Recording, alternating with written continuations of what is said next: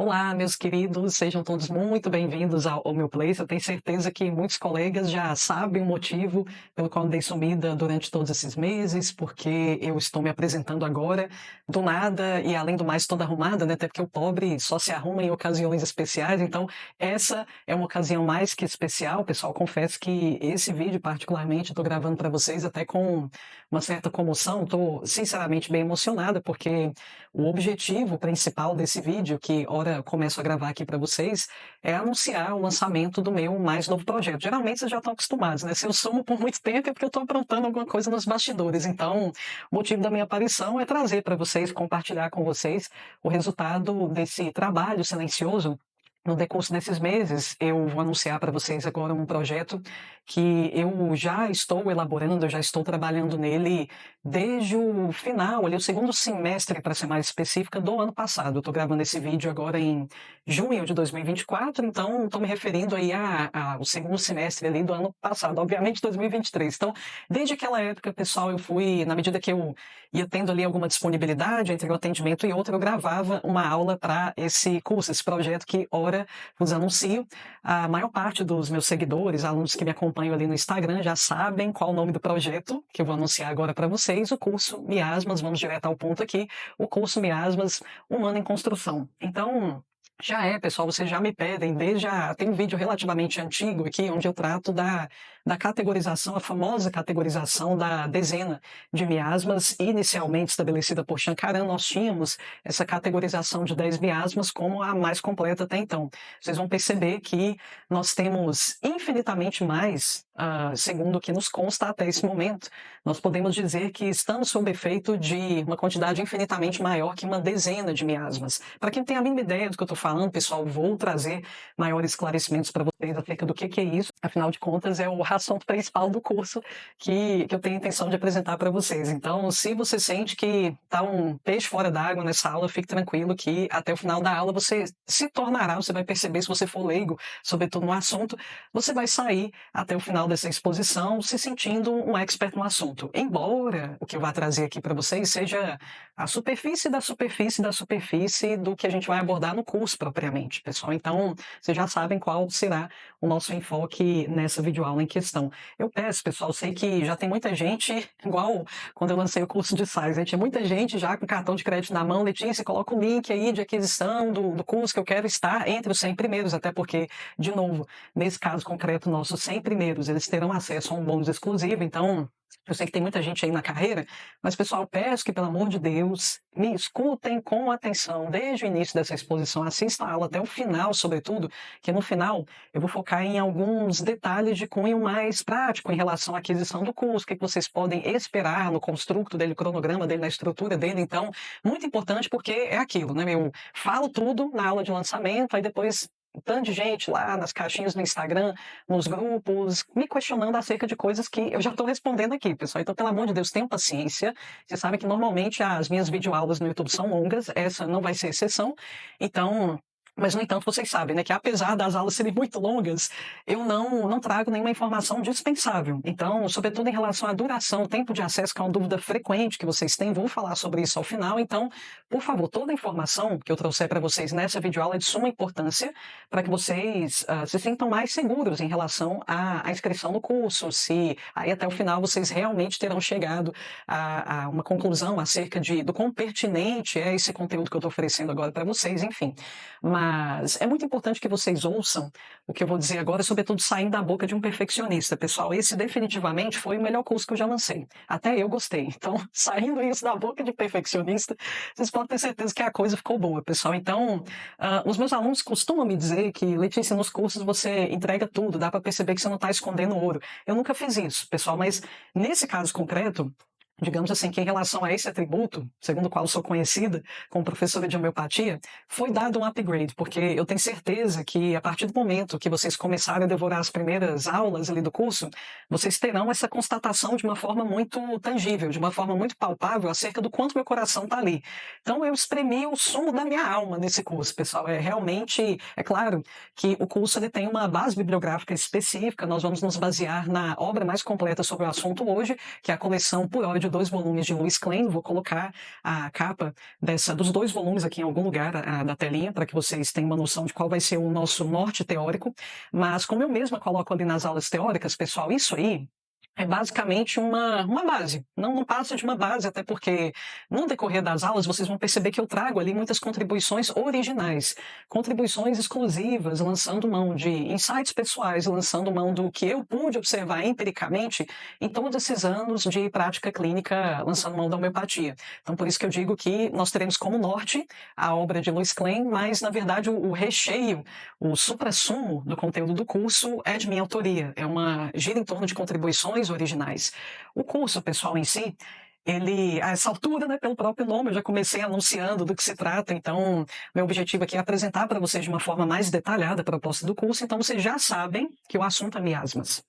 Antes da gente começar essa abordagem, até para que vocês entendam por que o homeopata e até leigos também, pessoal, seria interessante que se aprofundasse nesse assunto, a título de reforço de um conhecimento que é de utilidade pública. Porque se nós entendemos o que são os miasmas, automaticamente nós nos tornamos muito mais competentes e assertivos quando empunhamos essa bandeira de prevenção de doenças. Pessoal, é quando a gente domina esse conhecimento que a gente realmente consegue prevenir doenças, que, como Hahnemann já havia nos enfatizado anteriormente, é uma das missões que o terapeuta homeopata deve assumir. A nossa missão, não apenas do homeopata, mas do próprio médico também, pessoal, como o Hahnemann coloca ali pra gente, nós não deveríamos nos ocupar apenas do tratamento de doenças. Nós deveríamos cercar as disposições, o que está abrindo o nosso campo de maneira que estamos tão suscetíveis a adoecimentos. Então, deveríamos nos ocupar mais do trabalho preventivo. E os miasmas nos concedem ferramentas muito efetivas para atender a esse propósito. Então, precisamos tratar desse assunto, pessoal. Ainda mais nos tempos de hoje, a gente está saindo de uma epidemia e entrando em outra, né? Agora, nesse exato momento que eu estou gravando esse vídeo, o que está acontecendo? Ah, dengue. Aí daqui a pouco vai ser o quê, né? Então, a gente está com a saúde toda estropiada, pessoal. A gente tem que entender o porquê. Inclusive, na época do próprio Hahnemann, pessoal, que as pessoas nem adoeciam tanto igual hoje. Ele ficou intrigado com isso. Na verdade, assim, foi justamente essa constatação que o guiou a empreender uma pesquisa mais minuciosa, mais ostensiva em relação ao porquê que as pessoas adoeciam. Não exatamente porque adoeciam, mas porque adoeciam com tanta frequência. Então, isso começou a atuar com uma pulguinha atrás da orelha do mestre, de maneira que ele começou a se debruçar detidamente no porquê daquele fenômeno estar acontecendo. Eu indico um medicamento que me parece o simílimo mais adequado, o medicamento mais adequado, mais compatível com o quadro mórbido desse doente que eu estou acompanhando, mas o cara continua adoecendo. É como se a pessoa chegasse em um determinado ponto ali, o doente chegasse em um determinado momento em que ele aparentemente se tornava refratário ao estímulo de medicamentos bem elegidos, medicamentos muito bem selecionados, obedecendo a todos os critérios de similitude, companhia limitada. Então, isso intrigou o mestre, de maneira que ele começou a investigar o que estava por trás disso. E hoje, pessoal, não preciso nem falar o quanto a gente ter essa noção de uma forma mais aprofundada, esse conhecimento deve fazer parte, nos nossos tempos, nosso kit de sobrevivência, porque ainda mais quando a gente avalia a saúde das crianças hoje em dia, pessoal, a criança está mais ou menos assim. Pais, mães que estão me acompanhando, sei que tem muitos homeopatas aí que se dedicam mais a uma abordagem pediátrica, vocês sabem do que eu estou falando. A criança vai o quê? Uns 3 dias para a escola, volta catarrenta, e para recuperar dessa catarreira toda demora o quê? Uns 15 dias, aí depois fica no máximo de novo uns 4 dias na escola, volta, fica catarrenta, tomando antibiótico corticóide por mais 20 dias. Esse tem sido o nosso cotidiano, pessoal, mas não significa que os alunos estão melhores. Mas isso eu estou lançando luz sobre essas patologias recorrentes no caso das crianças, porque é de se esperar que elas tivessem mais saúde, dada a faixa etária, mas não é o que a gente está percebendo hoje em dia. Então, na época do mestre, quando nada disso era tão recorrente assim, isso já o havia trazido ali algum desconforto, ele ficou intrigado com aquilo. Até que, por fim, pessoal, ele chegou à teoria dos miasmas, como o fator que explicaria por que as pessoas estavam adoecendo recorrentemente, porque chegava um ponto do tratamento em que aparentemente o simílimo não atuava mais. Mas como é que ele chegou aqui, pessoal? Mesmo, olha só, é muito importante que a gente contextualize a que Hahnemann tinha acesso na época dele, para que a gente louve mais ainda a genialidade do mestre. Porque veja bem, pessoal, na época de Hahnemann, a microbiologia, eu não posso nem dizer que ela estava engatinhando, a gente pode dizer que era inexistente. A gente não tinha essa noção de uma forma tão cristalina, palpável quanto a gente tem hoje, de que as doenças, elas são fruto de processos infecciosos, o que significa que hoje para a gente, é claro, como a luz do dia, que a gente adoece porque há um contágio por um agente etiológico, que a gente tem microscópio, a gente vê o bichinho ali, a gente vê o vírus, a gente vê a bactéria, a gente vê o fungo. Então, na época de Hahnemann, mesmo sem nada disso, a biotecnologia inexistente. Não vamos nem dizer que ela estava incipiente, que ela era incipiente na época ainda, era basicamente inexistente. E mesmo assim, o mestre já havia sacado que não, tem alguma coisa que acessa a força vital, algo invade a energia vital do doente, algo, primeiramente, né, o predispõe a esse contágio ocorre, há um processo infeccioso, e o mestre observou que as infecções, independentemente de qual é a etiologia específica, pessoal, se era um vírus infectando uma bactéria, um fungo, enfim, protozoário, o mestre observou que a partir do momento que a pessoa era contagiada por um micro-organismo, ela era como que marcada.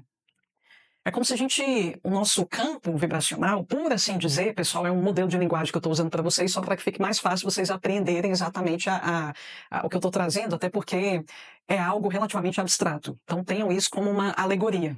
Então veja bem, a partir do momento, o mestre percebeu que a partir do momento que acontecia o contágio, a gente ficava como que marcado por aquela doença.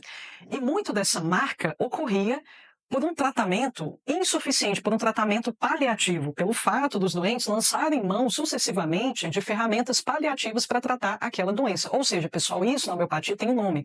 Quando a gente não trata uma dinâmica mórbida por um viés integrativo, ou seja, quando a gente avalia a doença pura e simplesmente pelo viés materialista, a gente normalmente vai lançar a mão de estratégias também materialistas para lidar com a doença. Ou seja, aquilo que deveria ser tomado como a pontinha do iceberg, só o início de um grande problema mais profundo, ancorado em zonas mais profundas, era tomado como a totalidade da doença. Então, eu trago ali sempre bem simplório aqui para vocês, pessoal, bem tangível também, acessível. Dor de cabeça. Como é que a medicina convencional vai tratar a dor de cabeça? Ah, só toma um analgésico. Sim, mas a homeopatia, ela vai tentar investigar o que está por trás. A dor de cabeça, certo, é o que você pode tocar, é o que você pode alcançar. Mas o que está por trás da dor de cabeça? Quem é essa pessoa, sobretudo, que padece agora de dor de cabeça? Como é a personalidade desse indivíduo? Sua dor de cabeça ela tem uma sensação específica? Latejante, pulsante, queimante. Então, todos esses detalhes a gente sabe que interessam muito para uma abordagem integrativa da doença. Então, sempre quando estratégias paliativas, leia-se estratégias que levam em consideração única e exclusivamente o sintoma local, toda vez que a pessoa sofria um processo infeccioso e usava essa estratégia de tratamento, isso deixava uma espécie de marca. Essa marca, pessoal, a gente pode ler, sim, essa marca, que ele denominou miasma, mas essa marca também a gente pode tomá-la automaticamente por tudo que eu acabei de explicar para vocês, vocês podem tomá-la como uma doença adormecida. Então, eu tinha um determinado problema aqui, vamos supor que isso aqui é uma terra, e havia uma vegetação aqui. Eu tratei, entre aspas, essa vegetação, eu a desbastei, cortando as suas folhagens, mas ficou o tronco ali. E Hahnemann chegou, mesmo sem tecnologia nenhuma, só lançando mão do seu brilhante senso de observação, ele percebeu que esse resquício da doença, que ainda permanecia latente, ativo, isso aqui poderia gerar novos ramos, consequentemente novas folhagens, até outras vegetações adjacentes. Então, a doença, a partir do momento que ela não era tratada no âmago dela, ela se complicava. Não apenas se complicava, pessoal, ela também me tornava propenso a novos contágios. É como se isso aqui abrisse o meu campo para várias, digamos, doenças adormecidas. E mais, olha só, a genética, pessoal, ela, mesmo para a gente, nós, homens contemporâneos, nós podemos dizer que o genoma ele foi muito recentemente mapeado. A genética é novidade para a gente até hoje. Imagina na época do mestre. Mas mesmo assim, com a genética, qualquer conhecimento correlato ali, inexistente, não vou nem te chamar de incipiente de novo, outra coisa que não se falava absolutamente na época, sequer se cogitava a existência de DNA e tudo mais, isso aí já era pedir demais na época, ele chegou à conclusão que esse registro ele era transmitido pela hereditariedade. Então, dito de outro modo, eu não tive essa infecção que deixou essa marca, que deixou esse registro. Mas os meus ancestrais tiveram, de maneira que eu já venho a esse mundo com esse abacaxi para descascar, eu já venho a esse mundo com essa propensão, com essa vulnerabilidade. Pessoal, termos que podem se aproximar muito disso aqui que eu estou descrevendo para vocês, por exemplo, predisposição. O que a gente quer dizer exatamente dentro do contexto homeopático quando a gente diz que a gente é predisposto a algo? Significa que nós temos determinadas notas miasmáticas ativas. É basicamente isso que a gente quer dizer dentro do contexto homeopático. E nós nos referimos também a essas doenças oportunistas que elas estão ancoradas nesse traço de uma infecção aí mais antiga, como a gente viu, conforme mostrei para vocês. A gente chama isso de sequela. Pessoal, eu acredito que a essa altura já está bem claro aí para a comunidade médica o quanto eu posso falar o nome que eu tenho medo de YouTube me sabotar, pessoal, mas o quanto esse bichinho aqui, ó, você sabe do que eu estou falando, né? O quanto isso aqui deixou sequelas, pessoal. Agora a gente está começando a mapear bem essas sequelas. Então, assim, isso aqui também deixou uma marca no nosso sistema e essa marca abriu portas para novos acometimentos, acometimentos oportunistas que têm uma certa correlação com esse padecimento original. E às vezes nem tem, pessoal. Por exemplo, eu trago sempre esse exemplo para as pessoas que eu acompanho, levando em consideração que é algo mais ou menos tangível, né? A gente tem visto muitas pessoas, mais que há mais ou menos uns 20 anos, muitas pessoas recebendo diagnóstico de linfoma.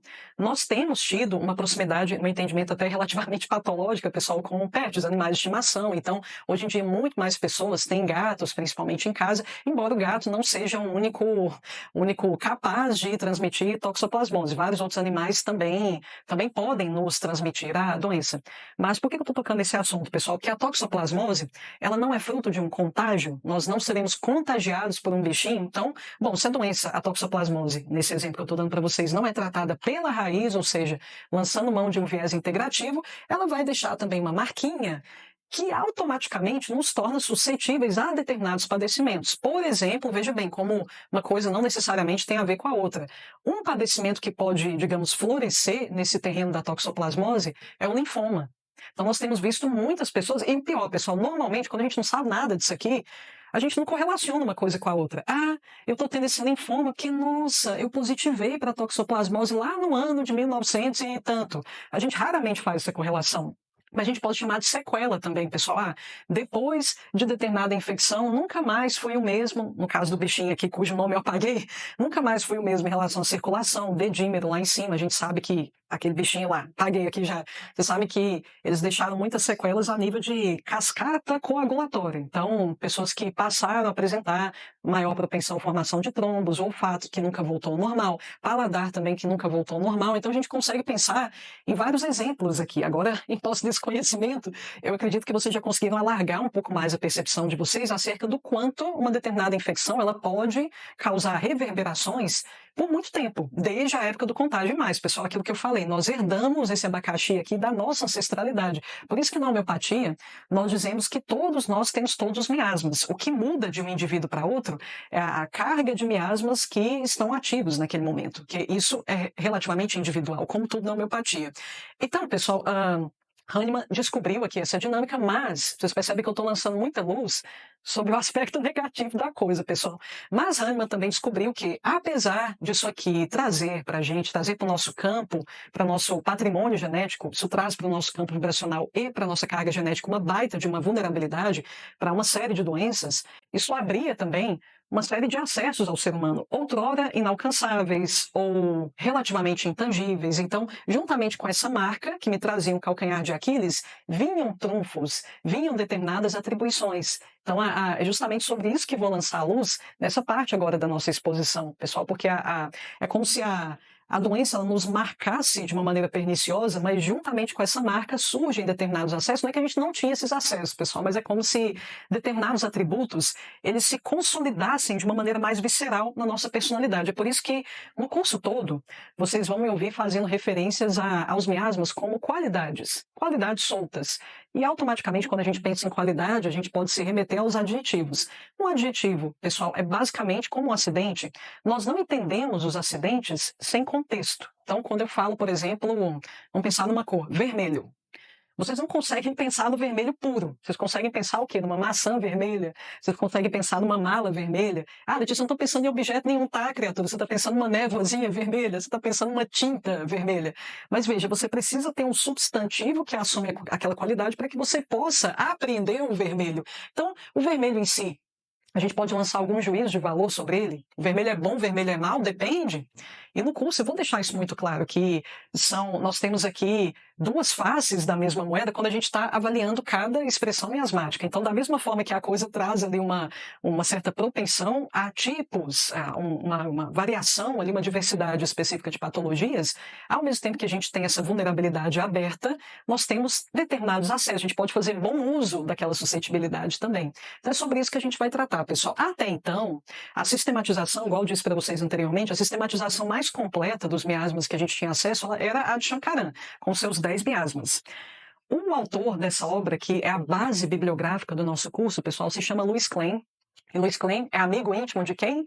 Do nosso querido Schouten, autor do método periódico. É por isso que essa tabela periódica está aqui. Quem tem trauma de química, de novo, peço que se acalme, porque se tornando meu aluno até o final do curso, vocês terão declarado já o seu amor, a sua devoção à tabela periódica, sem dúvida alguma. Eu vou reverter esse trauma aí do ensino médio de vocês, de muitos de vocês, então vocês vão voltar a se apaixonar por química depois de tudo isso.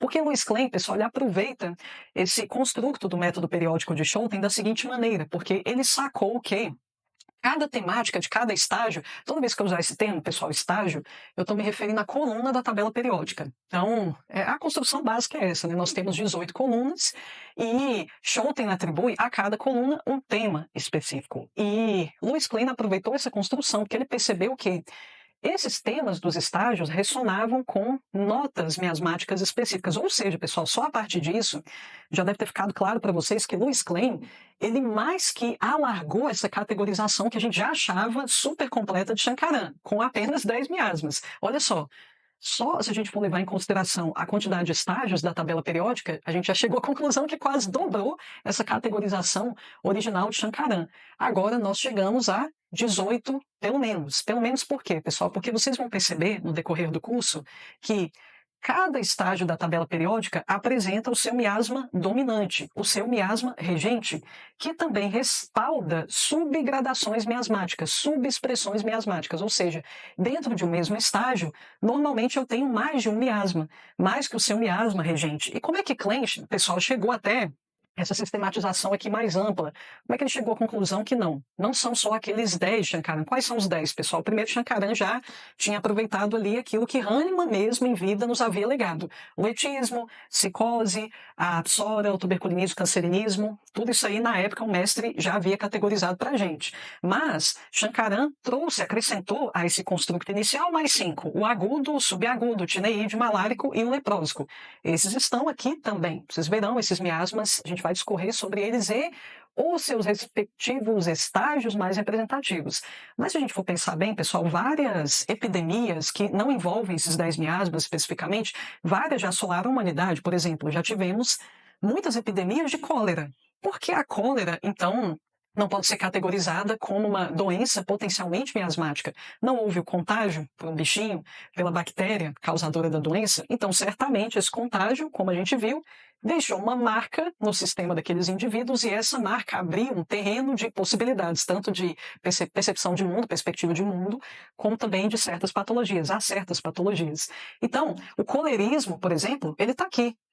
Devemos mencionar também, para citar outro exemplo, pessoal, já vivemos grandes epidemias de peste bubônica. A peste bubônica, ela está, na verdade, assim, miasma derivado da peste bubônica, olha que original o nome, pessoal, adivinha qual o nome? Pestinismo. Tem sempre a ver com o nome vulgar da doença, pessoal. Então, a peste bubônica, assolou a humanidade por tantos anos. Não tem miasma por trás dessa doença? Com toda certeza. Ele está aqui, ele seria o pestinismo, o miasma regente do estágio 9. A mesma coisa no caso de doença de Chagas. Existe o chaguismo, que está domiciliado aqui no estágio 18. Então, pessoal, boa parte dessa construção, ela foi alargada. Klein conseguiu alargar isso aqui para muito além da classificação inicial de Shankaran, levando em consideração que havia outras epidemias cujos miasmas que vieram como consequência delas ainda não haviam sido categorizados. Então, Louis Klein começou a explorar essas possibilidades a partir de uma análise histórica e biopatográfica da humanidade. Então, vou apresentar para vocês, é claro, pessoal, que eu estou arranhando a superfície da abordagem de que a gente vai lançar a mão do curso. Então, isso aqui é um mero aperitivo, só para que vocês tenham um spoiler, um vislumbre do que vocês vão encontrar de uma forma infinitamente mais detalhada no curso. Então, pessoal, eu disse a vocês que Klein aproveitou esse construto aqui do método periódico de Schouten. Na verdade, Schouten, queridos, todos vocês que têm qualquer obra física de Schouten, seja o Homeopatia dos Elementos, Lantanismos Secretos, geralmente lá no final dessas obras vocês encontram a tabela periódica. Tabela periódica onde ele situa todos os seus elementos nas suas respectivas posições com os seus temas também. Às vezes ele coloca ali um construto da tabela com os temas centrais de cada elemento, com os keynotes de cada elemento, enfim, nos apêndices das obras de Schouten, normalmente a gente encontra a tabela segundo vários critérios de classificação, só enunciando aqui os keynotes, apenas enunciando as temáticas centrais, e vocês vão perceber que normalmente tem um apêndice, particularmente, onde Schouten ele já tinha começado a sacar isso aqui, ele já tinha percebido que determinados estágios ressonavam, em certa medida, com determinadas expressões miasmáticas. Então, vocês percebem que, se eu não me engano, isso não foi o último apêndice dessa sequência de esboços de tabela periódica, é o penúltimo, mas geralmente está mais para o final das obras dele, né? Qualquer uma dessas três que eu citei.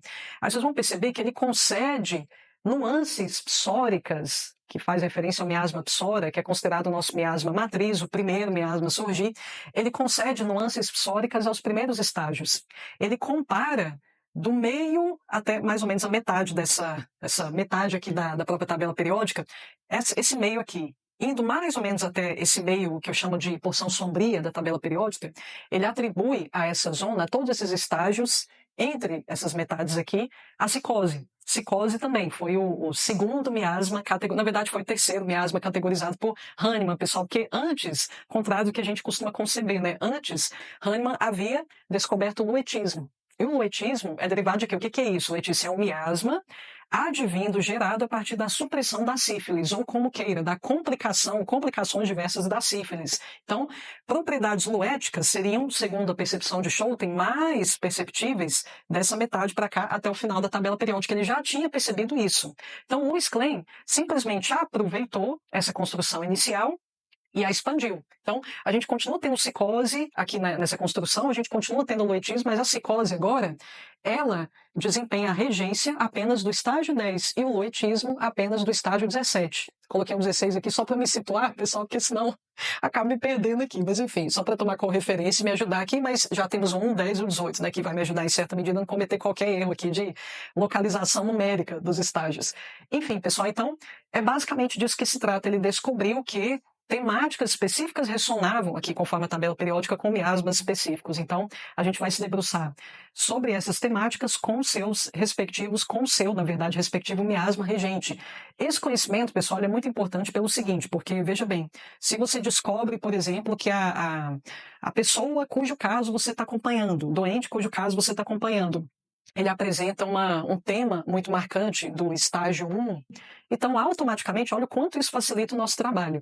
Você sabe que, muito provavelmente, sim, mínimos que você deve buscar, que devem ser compatíveis com aquele caso, eles estão no estágio 1. Então, assim, facilita o nosso trabalho quando a gente identifica o miasma regente e o situa na organização periódica, abre-se um leque mais restrito de possibilidades de matérias médicas que a gente tem que buscar. Já não é aquela profusão infinita de medicamentos possíveis, não. Se eu identifiquei temáticas do estágio 1, do miasma agudo aqui no caso, né, que é justamente o representativo do estágio 1, conforme Klein, então, automaticamente, sem mínimos miasmáticos que eu devo buscar estarão no estágio 1 também. Porque a gente, normalmente, pessoal, a gente percebe que a pessoa, ela tende a lidar melhor, responder melhor a estímulos homeopáticos de medicamentos que estão ancorados no mesmo terreno miasmático que se apresenta como regente daquele doente. Então, por exemplo, você identificou que o luetismo é um miasma regente, é um miasma dominante daquele doente que você está acompanhando. O que é luetismo? Retomando, o luetismo é um miasma derivado da complicação da sífilis, ou supressão da sífilis. A sífilis colilatente, ela não foi tratada totalmente, agora está gerando um tanto de complicação ali, como consequência desse processo de supressão, como consequência da paliação. Então, assim, você identifica a atividade luética, você identifica o luetismo ali. Então, se você identificou o luetismo, automaticamente você já sabe que você deve buscar por medicamentos que estão aqui no estágio 17, visto que o estágio 17 é o estágio regente do luetismo, é o domicílio, como eu costumo dizer, do luetismo. Olha o quanto facilita a nossa prática clínica, inclusive a nível de identificação de si mínimo, a nível de identificação daquele medicamento que é mais compatível com a dinâmica mórbida do doente, naquela sua faceta mais aguda, naquela sua faceta mais visível. Então, facilita em todos os sentidos, pessoal. Então, vamos nos debruçar sobre os temas e os estágios regentes aqui de cada um dos estágios. Então, eu já dei um spoiler para vocês aqui. No caso do estágio 1, pessoal, o estágio 1, aqui nós temos como miasma regente o chamado miasma agudo, ou como queira, ele é chamado também de, vamos colocar um aqui, vai virar uma bagunça isso aqui até o final da aula, mas vocês já sabem disso, né? Ainda mais que é pouco espaço que a gente tem, que pouquinho, aproximadamente metade, a gente direcionou aqui ao desenho da tabela, pessoal. Então, eu não vou apagar isso aqui, pelo amor de Deus, que deu trabalho demais para desenhar. Então, Por incrível que pareça, o miasma regente do estágio 1 tem uma certa correlação com a raiva. Pessoal, talvez, pessoas que já têm aí alguma familiaridade com termos médicos, hidrofobismo. Hidrofobismo não se refere à hidrofobia? Então, o miasma agudo, ele é gerado, sobretudo, pela supressão dessa doença chamada raiva. Daí o nome desse miasma regente do estágio 1. Eu disse a vocês que um miasma, ele é como se fosse uma faca de dois gumes. Então, da mesma forma que nós temos aqui vulnerabilidades diversas que são abertas a partir da supressão da raiva, ao mesmo tempo nós temos ali, se a gente fizer bom uso daquelas atribuições a que tivemos acesso a partir da gênese desse miasma, nós podemos tirar proveito dessa vulnerabilidade. Então, por isso que eu prefiro associar miasmas a temas, porque, como disse, a gente não consegue lançar um juízo de valor em relação a um tema, uma qualidade. Amarelo é ruim? Depende. Depende de em que esse amarelo se situa. É isso que vai determinar se o amarelo é bom ou mal, se o amarelo é adequado ou inadequado, se ele é apropriado ou inapropriado. Então, a mesma coisa aqui. Consequentemente, como eu já deixei claro para vocês que a gente vai trabalhar com temas, então, ok, a gente já entendeu que o miasma regente do estágio 1 é o hidrofobismo. Qual a temática? Simplicidade. Todas as personalidades que ressonam com o estágio 1, elas são marcadas pela simplicidade, pessoal, no sentido da ingenuidade, aquela pureza, aquele frescor que a gente observa tipicamente nas crianças. Elas são o que são. Elas não fingem. Na verdade, a criança ela nem tem muita consciência acerca de como o mundo funciona. Ela ainda nem tem tanta consciência assim de que existem outros eus a não ser ela. Então, ainda é um universo muito autorreferente. Por isso mesmo a gente vê toda aquela espontaneidade. Mas faca de dois gumes, igual eu falei para vocês. Ao mesmo tempo, eu me torno propenso a diversas afecções agudas, quando esse miasma está muito ativo. Então, criançada, catarrenta, toda hora com a gripe, toda hora com a virose ali que afeta o sistema digestivo. Então, pense em quadros agudos, pessoal. Se eles são recorrentes, muito provavelmente o hidrofobismo está muito ativo. Então, é disso que se trata. Então, e, claro, né, há facetas negativas da própria simplicidade, que a gente pode perceber em indivíduos que têm esse miasma como regente, como, por exemplo, a impulsividade, inescrupulosidade. São pessoas assim que, bem literais, viscerais, dá na telha elas fazem. Então, impulsividade no sentido estrito aqui do termo. Seguindo, pessoal, a humanidade foi muito afetada pela febre tifoide. A supressão da febre tifoide, esse miasma aqui ele já tinha sido categorizado por Shankaran, que a gente conhece esse miasma por Shankaran como subagudo ou miasma tifoide. No curso a gente vai chamar de tifoidinismo. Eu quis que tudo terminasse com ismo, pessoal, só para ficar mais fácil vocês memorizarem. Então, o nome sempre tem a ver com a doença, com terminação ismo. É sempre assim. Então, qual é a temática central do estágio 2? Proteção. Tem alguma coisa de errado com a proteção? Dependendo de para onde a gente conduz, para que intensidade isso aqui é conduzido, níveis no espectro em que a proteção se manifesta, aí sim, ela pode assumir uma faceta perniciosa. Mas, em princípio, proteção tem alguma coisa de errado? Não tem. Mas, se ela é exercida de uma maneira extremada, num certo extremo, né, porque a gente tem a outra possibilidade também de extremo aqui, mas dependendo de como eu exerço esse viés da proteção, da preservação, se eu direciono a proteção a mim mesma de forma exagerada, o que eu posso ter? Timidez. O que a pessoa tímida? Ela está preservando o próprio ego o tempo inteiro, muito zelosa, conscienciosa acerca do que os outros estão pensando, ou do que elas acham que o outro está pensando. Então, veja, em princípio não tinha nada de errado, mas sim como aquela característica se manifesta, com que intensidade, em que nível do espectro aquela se manifesta. Então, o azul aqui do canetão não é problemático em si, pode ser problemático, levando em consideração onde ele se situa, no caso aqui do canetão, e com que degradê ele se manifesta. Então, aqui nesse caso, a proteção em si não tinha nada de errado, só que se esse miasma está muito desequilibrado, isso aqui vira timidez rapidinho. Outra vulnerabilidade, agora no nível físico, que essa expressão miasmática abriu para a gente. A febre tifoide, pessoal, até vocês podem pesquisar, sequela, a gente vai ver muitas sequelas sobre o pâncreas. Tem certas afecções pancreáticas, pessoal, que a gente toma basicamente como incuráveis, né? Como, por exemplo, o próprio tumor no pâncreas. Então, afecções pancreáticas e uma vulnerabilidade maior no aparelho digestivo. Então, a gente já começou a levar pau aqui no aparelho digestivo, mas a coisa só vai piorar com o passar dos anos, né? Então, bom, abriu-se aqui uma vulnerabilidade maior nessas duas instâncias, todo o sistema pancreático e também digestivo. Seguindo, pessoal, quando a gente segue, a gente se depara de novo com o miasma que já havia sido categorizado de neidismo. Não consigo falar e escrever ao mesmo tempo, não, pessoal. O TDAH não começa a dar sinal de vida. Mas, enfim, o miasma tineídeo já tinha sido categorizado por Shankaran. Ele é o carro-chefe do estágio 3, cuja temática é qual? Multiplicidade. Falando essa palavra, multiplicidade, pessoal, tem algum problema em princípio? Depende. É o que a gente sempre vai responder, depende. No caso aqui tineidismo, isso é um problema. A gente nota que esse miasma está ativo no indivíduo, que apresenta essa nota da multiplicidade, quando ele mesmo se percebe múltiplo. Ou seja, o que a gente pode depreender a partir daí? Problemas de identidade. É uma pessoa que ela não sabe quem é, ela não sabe, se ela não sabe quem é, qual que é o valor dela, qual o tamanho dela, ela, consequentemente, não apenas não sabe se portar diante dos outros e do mundo, como também ela tem muita dificuldade de entender o papel que as outras pessoas devem desempenhar na vida dela. Por isso que a gente tem síndrome de Estocolmo aqui. A síndrome de Estocolmo, do estágio 3, não é o único estágio que resguarda essa síndrome, mas isso aqui é muito respaldado numa visão inadequada de quais são os direitos do outro sobre mim e como eu devo me portar diante do outro. Por isso são pessoas que defendem o agressor, são pessoas que bajulam o agressor. Não sou algo absurdo, mas dentro desse contexto aqui não, a gente entende perfeitamente. Esse conceito de multiplicidade, pessoal, também se manifesta quando a gente observa como é que essa pessoa lida com o mundo. Ela não se compromete com nada, absolutamente. Ela, sabe aquela pessoa que vai dando tiro para tudo quanto é lado? Ela experimenta um negócio aqui, depois experimenta ali. Schouten diz que pessoas do estágio 3 é como se elas vivessem, por mais que elas estejam bem velhinhas, é como se elas estivessem naquele drama. Ai, o que eu vou ser quando crescer? Então a pessoa, ela sente que pode experimentar muita coisa até decidir. Ela está nessa eterna indecisão. Basicamente isso que a gente tem, pessoal. Em termos de afecções físicas, o que a gente pode ter aqui? Suscetibilidade a vários fungos, a várias micoses, patologias que têm fungo como pano de fundo. Seguindo, pessoal, no estágio 4, a gente tem o sarampo. Sarampo não, né? Sarampismo. Sarampo é a doença que deu origem, cuja supressão deu origem ao miasma regente do estágio 4, que é o sarampismo.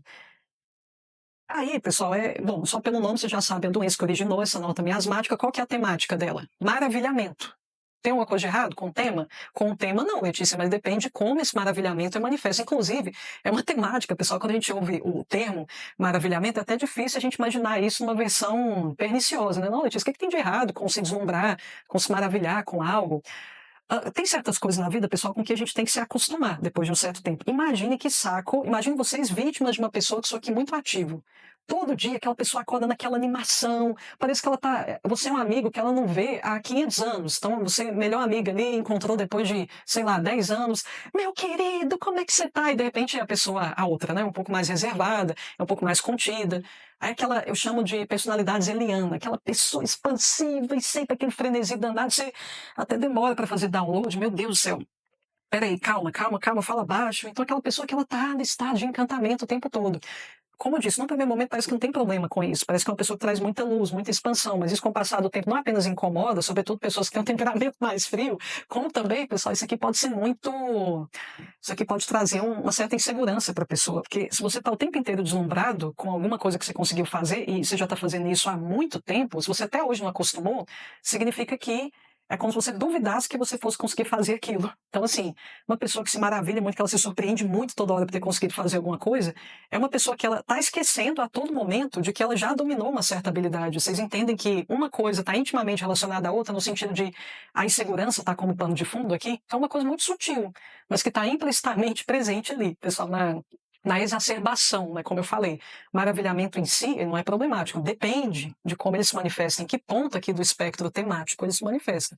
Então, e, pessoal, pesquisem sequelas de sarampo, que automaticamente vocês já vão deduzir muito das expressões miasmáticas aqui do sarampismo, quando ele está realmente desequilibrado, quando esse terreno miasmático está desequilibrado. Então, retardo cognitivo, a gente pode ter também a cegueira congênita, a gente pode ter problemas auditivos também, a criança às vezes nasce surda, a criança às vezes nasce cega. Então, são efeitos colaterais, são complicações do sarampo. A gente pode ver isso aqui quando isso aqui está exacerbado. Então, o sarampo deixando ali os rastros dele. Então, para citar alguns exemplos.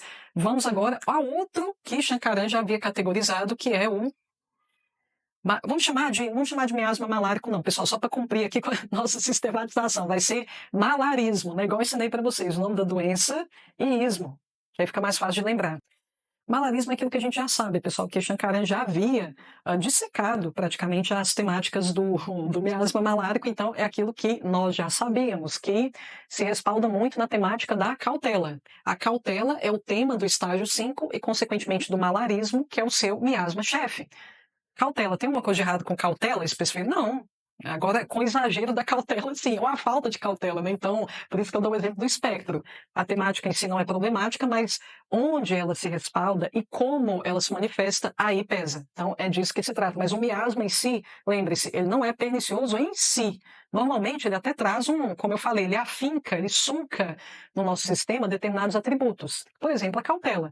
Significa, pessoal, que antes da malária a gente não tinha cautela? A gente tinha cautela, evidentemente. Mas, como eu falei, a atividade miasmática, a gênese de determinado miasma, afixa. É como se a gente se apropriasse daquela temática, daquele impulso, de uma forma mais visceral. Então é disso que se trata, só para não fazer confusão. Vocês não pensarem que antes de um miasma o ser humano não tinha determinada nota. Ele não padecia de determinadas inclinações. Existiam, mas agora de uma forma muito mais premente, uma forma muito mais aguda. Então, pessoal, o malarismo, ele é regido na versão estabilizada dele pela cautela. Uma cautela exacerbada, é fácil a gente deduzir que ela leva à autossabotagem. Então, vocês notam a autossabotagem no caso? Pense se não é aqui que vocês deveriam buscar o medicamento. E principalmente esse miasma tem que ser estabilizado nesse caso, porque se a pessoa é muito cautelosa, ela é prudente demais, ou seja, ela fica achando que ela tem que se preparar mais. Não, tem que aperfeiçoar, não, isso aqui não está bom, não está perfeito. A pessoa nutre essa ilusão de que ela vai chegar no patamar de perfeição e as coisas vão acontecer. Então, é justamente essa visão de mundo, de que ela nunca está pronta enquanto ela não for perfeita, que vai levar automaticamente à autossabotagem. A vida vai passar e ela vai ficar nesse eterno ensaio. Essa é a crise do miasma malárico. Isso traz inúmeros desdobramentos, pessoal, sobre eles que eu vou falar no curso, evidentemente, né, de uma forma mais profunda. Tem muita coisa que vem como consequência disso aqui.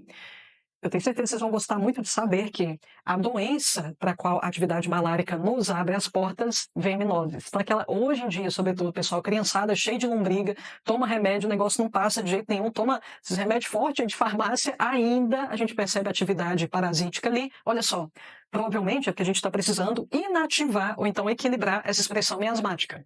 Então veja como abre-se aqui um território fecundo de possibilidades para que a gente cesse mazelas pela raiz. É essa a ideia.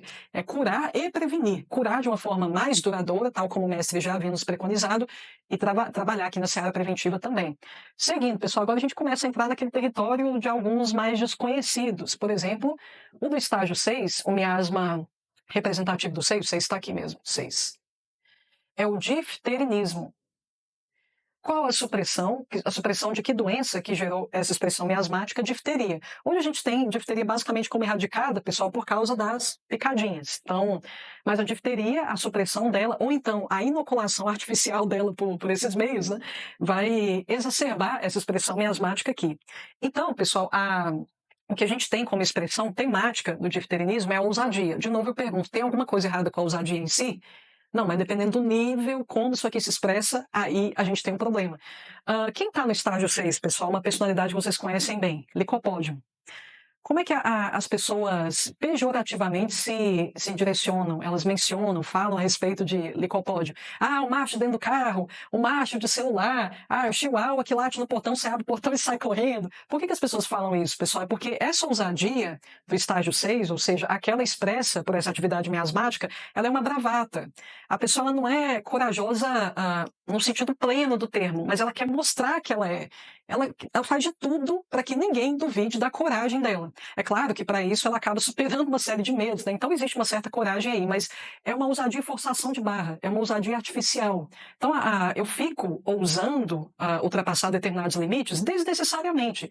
Sim, criatura, para que você vai se colocar num risco desse aí? É só para mostrar para os outros que você pode, que você não tem medo. É para esse tipo de coisa, pessoal. As motivações ainda são imaturas. Olha só, a gente está no início do nosso itinerário periódico. Isso aqui tem muito a ver com o nível de consciência também, pessoal. Então, quanto mais para cá, maior a imaturidade, né? Disso que se trata também. Então, assim, ousadia do estilo bravata, do estilo temerário. A pessoa está se expondo ali a vários riscos para mostrar para os outros que ela não tem medo de nada. Então, essa seria a versão sombria dessa temática da cautela. Agora, o que a gente pode ter em termos de mazela clínica aqui? Que cronicidade que a gente pode ter aqui? Por que eu estou falando cronicidade, pessoal? Porque quando a gente estabiliza o miasma, a gente vai tratar, sobretudo, aquelas mazelas que nada resolve. Nem o simílimo melhor indicado, aparentemente, para aquele caso. Foi isso que motivou Hahnemann a sistematizar tudo isso. Então, assim, a gente pode ter aqui, eu vou citar esse exemplo, pessoal, porque tem muita gente que sofre com isso. A tal da sinusite crônica. Não passa esse negócio nunca. Já é o cotidiano da pessoa, a pessoa já acostumou com aquilo, já está sempre com papel, sempre com lenço, a vida dela já foi toda adaptada para a catarreira ali que não para de sair, a espirradeira, enfim. Então, rinite alérgica, a própria sinusite e afecções que elas estão muito focadas aqui no seio sinusal, sobretudo. Seguindo, queridos, olha só, agora a gente tem Ou no estágio 7, vou colocar aqui para poder caber, qualquer coisa eu apago esse desenho aqui também. Herpismo.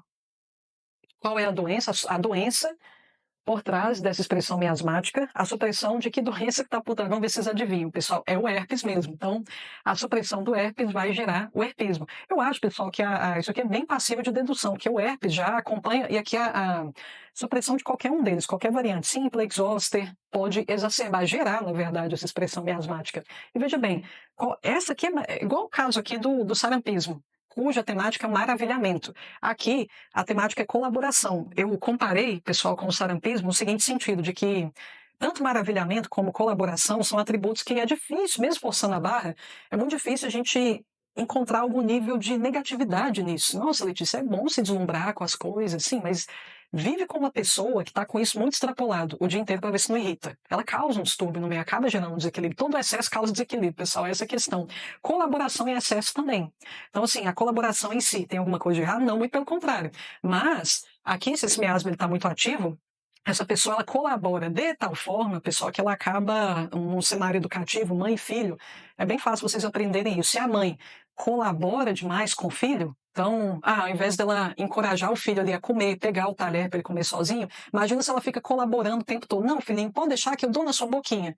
Ele não vai desenvolver habilidades. Então, no afã, na boa intenção de ajudar, eu acabo enfraquecendo o outro. Então, essa é uma nota perniciosa que a gente percebe aqui na hiperatividade do herpismo.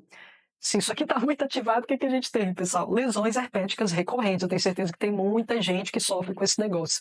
Agora, seguindo, vamos ao estágio 8, outro, que também é relativamente desconhecido para vocês, que é o tetanismo.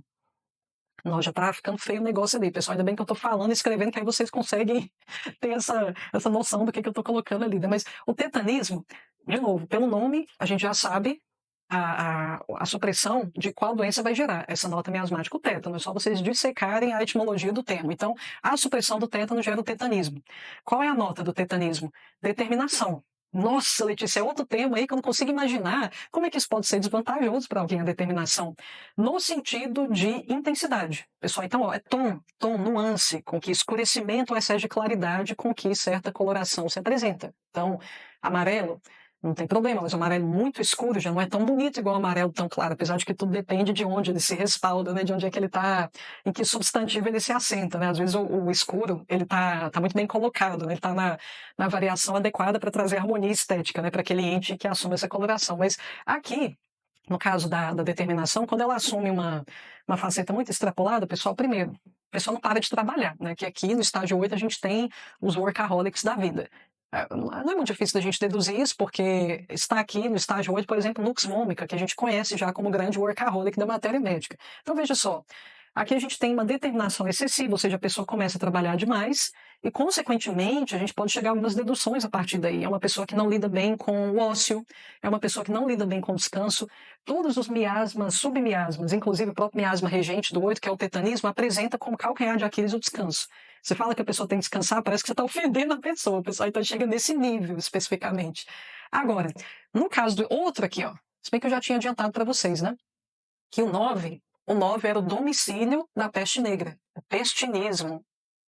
Pestinismo. Qual a temática? Revisão. Letícia, tem alguma coisa de errado com a revisão? De novo, depende como é que ela se manifesta. A revisão do estágio 9, olha só, pessoal, o estágio 10, acho que pela conformação ilustrativa aqui, vocês já puderam deduzir que ele é como se fosse um ápice da tabela periódica. O itinerário evolutivo da tabela, ele segue basicamente essa dinâmica aqui, ó. De forma que eu começo a minha jornada, tem um apogeu e depois a decadência. A gente pode perceber o reflexo disso aqui em qualquer instância da nossa vida, pessoal, inclusive a nossa própria vida no sentido mais concreto dela. Então não é assim que a gente vive? A gente nasce, tem um ápice, depois a gente envelhece, morre. Não é disso que se trata? Então, qualquer projeto nosso, toda a nossa vida vai seguir isso aqui. Então, assim, revisão, a gente consegue deduzir só a partir da posição aqui do estágio 9. Por que eu tenho que rever? Porque eu estou prestes a estar no topo. Então é natural que eu me sinta inclinada a rever se está tudo ok, porque eu vou subir no pódio, eu vou receber a coroa, eu vou receber a medalha de ouro. Então eu tenho que averiguar que não haverá erros. Só que a pessoa pode ficar nisso eternamente. Ou seja, o que a gente tem ali no estágio 9? Síndrome do impostor. É diferente do 5, pessoal, que se sabota também, porque o 5 não começou nada ainda. Ele está ali nos preparativos. Esse aqui, ao tanto que ele ralou já, ao tanto que ele já percorreu em termos de jornada de evolução pessoal, de evolução profissional, conforme a instância que a gente está analisando, que o doente, na verdade, está trazendo para a gente. Então, aqui, já está mais que reconhecido que ele é bom no que ele faz, já está mais que reconhecida a excelência dele, mas ele ainda acha que não mereço tudo isso. Consequentemente, alguém vai assumir o trono e ele vai ficar à sombra e, consequentemente, o que a gente pode deduzir, que a gente vai encontrar aqui? Inveja. Então, a inveja seria uma faceta perniciosa dessa revisão eterna, que é a temática do estágio 9, cujo miasma regente é o pestinismo. E em termos de afecção, em termos de patologia, pessoal, o que a gente pode ter aqui? Borderline. Vou trazer uma doença que abrange o quadro mental. Então, uma perspectiva de cura para esse problema que a psiquiatria considera, em certa medida, incurável. Pessoal, borderline é algo que, para a medicina convencional, a gente vai lidando, a gente vai tapeando, o negócio vai administrando, mas cura não é um horizonte que parece visível no nosso terreno de possibilidades em relação ao borderline. Então, olha só, até uma perspectiva para isso a gente tem. Agora, por fim, estágio 10. Percorremos, então, meus queridos, a faceta luminosa da tabela periódica. O que eu quero dizer com luminoso, a gente vai discorrer sobre isso mais detidamente no curso, mas a faceta luminosa, levando em consideração que, até aqui, nós nos dedicamos à escalada, rumo ao ápice. E agora, nós falaremos sobre a jornada oposta, né? Jornada rumo à máxima decadência. Então, como disse, isso aqui é uma representação quase arquetípica de todos os movimentos, os ciclos que percorremos durante a vida, independentemente da instância que a gente está analisando. Projetos, profissão, a nossa própria vida e assim por diante. Então, agora chegamos no ápice, pessoal. Eu já havia antecipado a vocês que o miasma representativo do estágio 10 era a psicose. Qual temática do estágio 10? Apoteose. Ah, Letícia, mas apoteose aí não tem como forçar a barra no sentido de fazer a coisa assumir uma conotação negativa. Sim, pessoal, levando em consideração que Louis Klein, ele atribui à psicose o termo óbvio também. Como é que a gente vai observar isso num outro ente ali humano de carne e osso? O que a gente pode observar, pessoal, é que a pessoa ela já tem a grandeza dela como algo óbvio. Não é justamente o que a gente percebe naquelas pessoas que tipicamente a gente as julga arrogantes, metida besta? Parece que a pessoa ela já parte do pressuposto de que todo mundo tem a grandeza dela como algo óbvio. Ela não precisa se provar para ninguém, ela não precisa falar nada. E se você questiona, você leva patada, que como assim? Você não está percebendo o meu brilho, a minha grandeza? Então não é muito difícil da gente deduzir isso, pessoal, porque psicose, todo estudante de homeopatia conhece bem o que é ser psicótico, o que significa ser psicótico e por que na psicose ela ser muito bem representada pelo estágio 10. Que esse aqui, pessoal, eu vou falar sobre isso de novo, né? Outro ponto aqui, em que eu vou me aprofundar bastante, vou falar isso várias vezes no decorrer do curso. Quem coloca o doente nessas categorias miasmáticas é ele mesmo. Que muitas vezes a pessoa ela está sentindo o ápice, mas ela não tinha motivo nenhum para estar se achando essa Coca-Cola no meio do deserto toda, não. Ela não tinha motivo concreto nenhum para estar se julgando tão no estado apoteótico assim. Mas a pessoa se sente assim da mesma forma que nós temos sujeitos altamente bem-sucedidos, pessoas que tinham todos os motivos do universo para se sentirem seguras, e elas a gente percebe que a forma como elas enxergam o mundo, inclusive a si mesmas, tem muita compatibilidade com essa insegurança que a gente percebe aqui no tifoidismo. Então é a pessoa que vai se colocar lá. Pessoal, então, o que eu quero dizer aqui é que faz todo sentido que a psicose seja representada pelo estágio 10, porque aqui na psicose, quais são os movimentos marcantes? A tentativa de manter a melhor versão de si visível o tempo todo. Então, quero que as pessoas vejam o meu lado luz, meu lado sombra, isso aqui fica nas profundezas. Eu só estarei em primeiro plano, eu só estarei em evidência se as minhas falhas estiverem todas ocultadas. Então, por isso mesmo, medorrino, que é o grande nosódio estabilizador da psicose, a gente percebe em medorrino uma certa tendência 880. Por que aquele 880, pessoal, em termos, algo dentro dos moldes da própria bipolaridade, por que acontece na psicose? Levando em consideração que ninguém consegue fingir por tanto tempo, fingir que é tão bom, fingir que é tão indefectível assim. Chega um momento que aquilo cansa, aí a pessoa parte para o outro extremo. Até que aqui, A pessoa tem muita dificuldade, é um estágio altamente instável, pessoal, isso aqui Schouten já havia sinalizado para a gente. A pessoa se manter aqui tem muitas variantes que ela tem que levar em consideração. Então, o fingimento, ele cobra seu preço no sentido da pessoa não aguentar aquilo, ela passa para a versão sombria, quase diametralmente oposta daquilo que ela dava a entender que era. Por isso a gente tem muita dificuldade de ler o sujeito medorrino. E além do mais, pessoal, o sujeito, ele toma como óbvio aquilo que ele está pensando também. O que significa que ele age de uma maneira que muitas vezes ele não explica exatamente por que ele está agindo daquela forma, porque ele tem como óbvio que ele está fazendo. Então, as motivações são muito claras. Como assim você não está entendendo o que eu estou fazendo, por que eu estou fazendo? Então, aquela pessoa que vive muito na cabeça dela. E a gente, consequentemente, tem muita dificuldade de lê-la. Mas vocês podem sintetizar a alma da psicose, ou seja, a alma do estágio 10, como a tentativa de ocultar as falhas. Não, é só a minha faceta luminosa que estará visível a todo momento. Então, é justamente disso que se trata, pessoal, que a gente já sabia. O máximo que vai acontecer aqui no curso, a gente se aprofundar em outras repercussões que isso pode trazer, como, por exemplo, isso que eu acabei de falar, da pessoa ela tomar como óbvias as motivações dela, de maneira que ela nunca explica o que ela está fazendo, as motivações não são auto-evidentes por si, mas ela acha que está todo mundo dentro da cabeça dela, não precisa explicar por que eu estou agindo assim, todo mundo já sabe, então, enfim, não devo satisfação para ninguém, aquela pessoa que vive muito em si mesmada, e a gente acaba taxando de esquisita, consequentemente, né? Mas enfim, outros desdobramentos não tão passíveis de dedução assim, sobre os quais a gente vai se aprofundar no curso. Agora, pessoal, em termos de afecções físicas, a psicose, ela é um miasma, porque pela nomenclatura aqui a gente não consegue rastrear, mas a psicose é um miasma gerado a partir da supressão da gonorreia, blefarite, como queira. Então, a supressão da gonorreia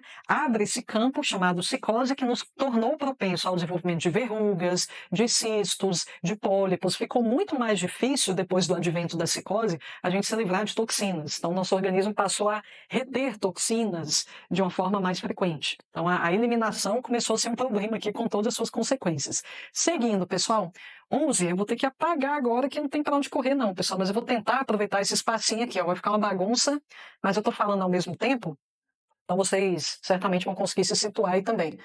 O estágio 11 é a casa da cólera, ou seja, do miasma do colerismo. Qual temática? Visto que cada estágio apresenta a sua temática e, consequentemente, o seu miasma regente também carrega a temática representativa daquele estágio, onde ele está domiciliado, conservação. Algum problema com a conservação também depende, pessoal. A conservação remete ao quê?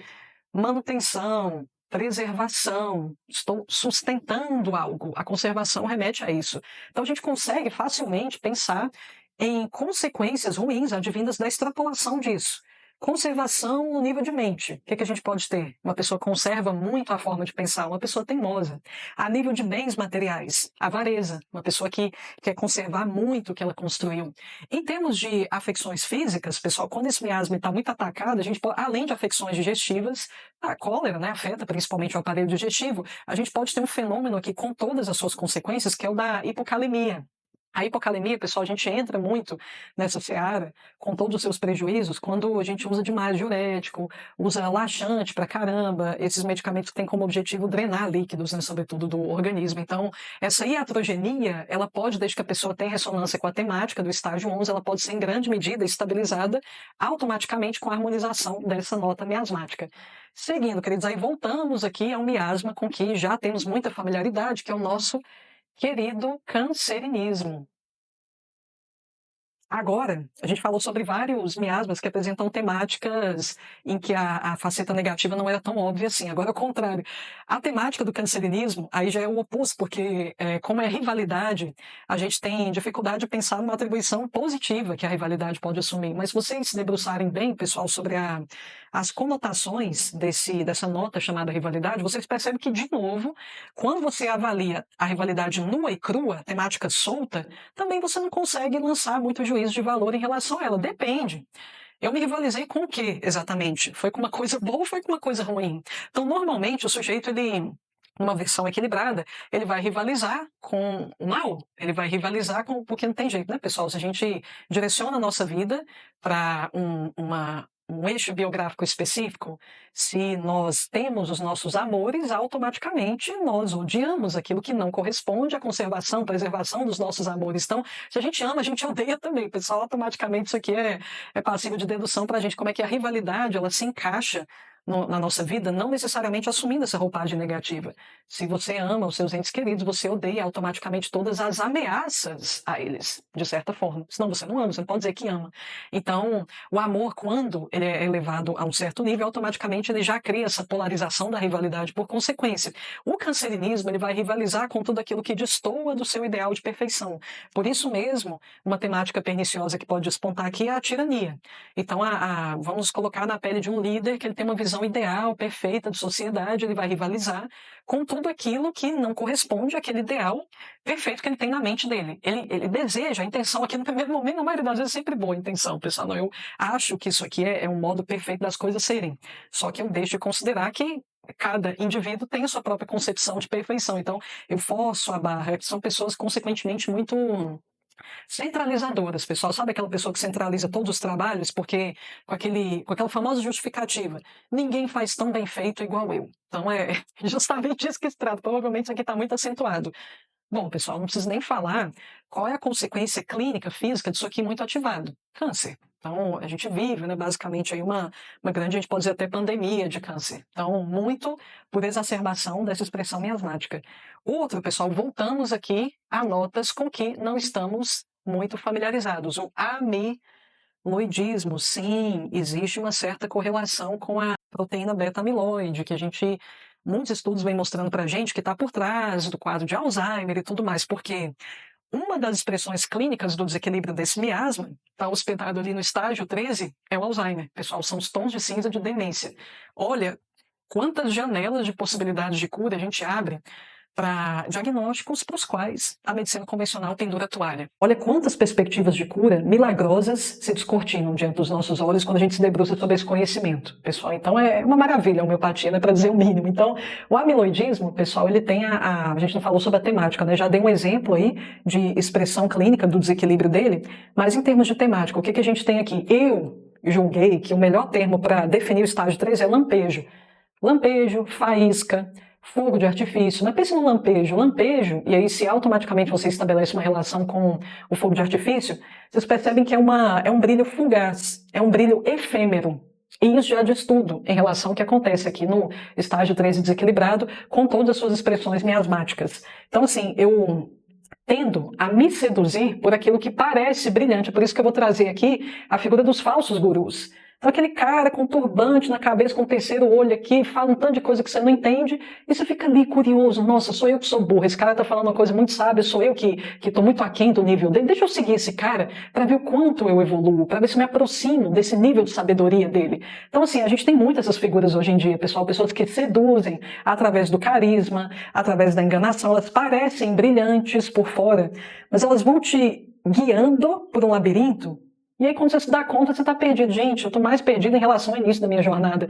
Então, aquele mistério, são pessoas que te impregnam com uma aura de mistério, e elas prometem que vão te levar a um estado ali, uma expansão de consciência, e você perde a vida naquilo ali. Ou seja, cortina de fumaça. Também a gente tem um deslumbramento com aquela estrutura no primeiro momento, ela promete algo que nunca cumpre. Existe aquela fachada de fascínio. Uma expressão positiva disso aqui seria o carisma. Pessoal, o carisma, você percebe que aquela pessoa, ela tem alguma coisa, a pessoa carismática, ela tem esse quê que te seduz, que te prende. Você não sabe explicar o porquê, mas você tem conexão com aquela aura de feitiço, de sortilégio que a pessoa impregna na própria personalidade. Então, por isso que eu opto também para descrever as temáticas do estágio 13, o feitiço.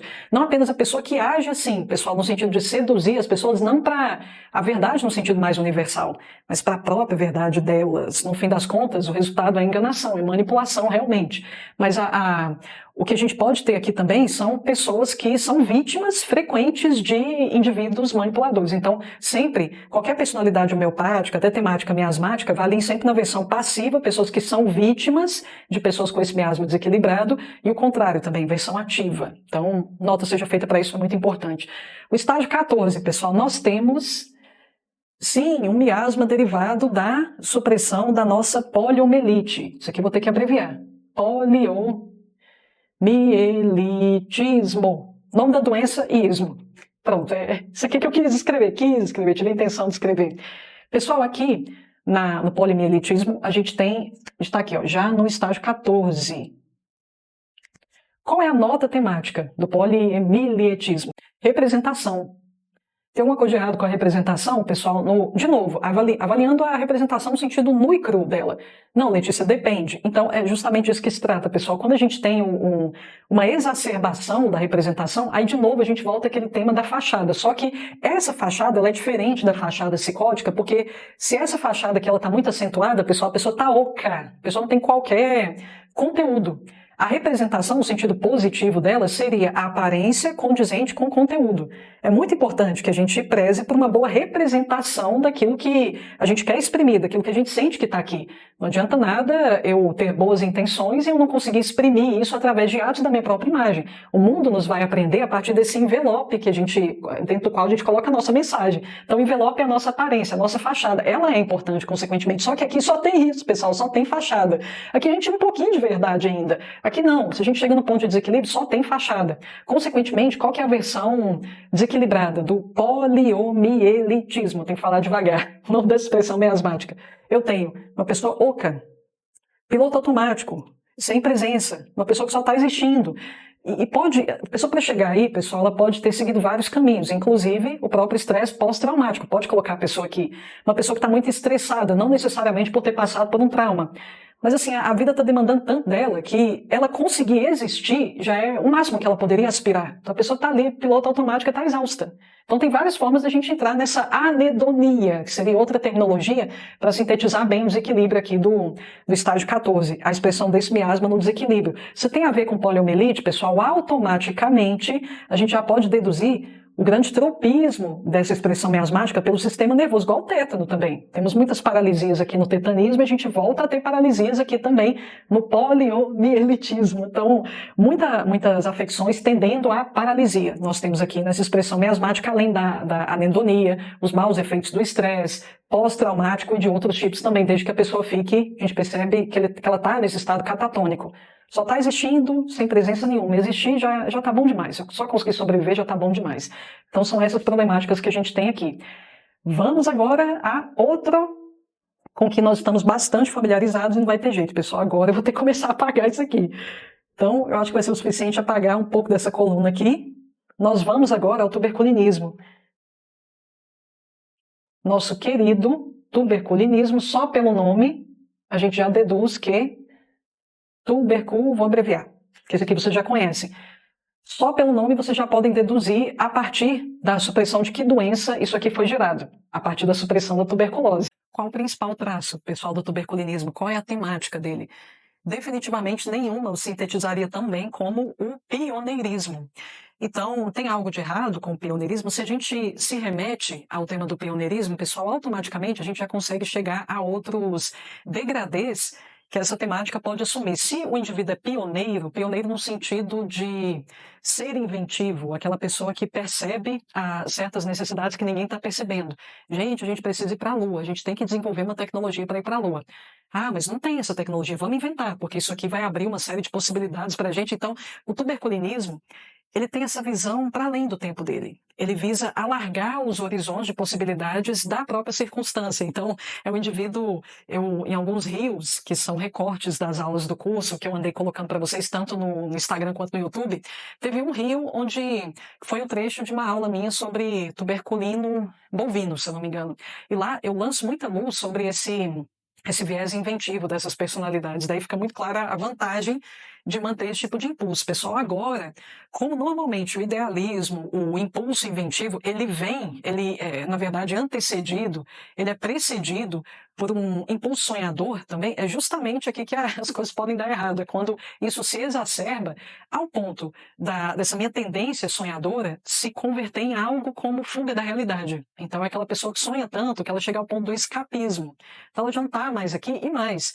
O tuberculino, que igual eu falei, ele não aceita qualquer limite, inclusive imposto pela circunstância. Ele não aceita que digam para ele que não é possível, que ele não consegue. Então, automaticamente, é como se esse indivíduo ele fosse alguém que está o tempo inteiro caçando jaula. O que está me prendendo? O que está me cerceando? O que está me contingenciando? Não pode haver qualquer tipo de restrição na minha liberdade, na minha independência, na minha autonomia. Nada nesses contornos eu aceito. Então, por isso mesmo, a gente pode ter muitos perfis desafiadores aqui.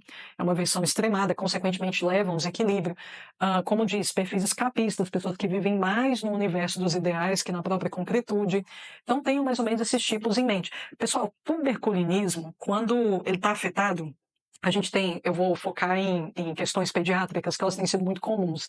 A gente tem inúmeros problemas comportamentais na criançada. TOD, TDAH, TDA, a mente é muito agitada. Eu acho que vocês puderam deduzir isso. Então, obviamente, uma das consequências serão essas, né? Umas das consequências serão essas.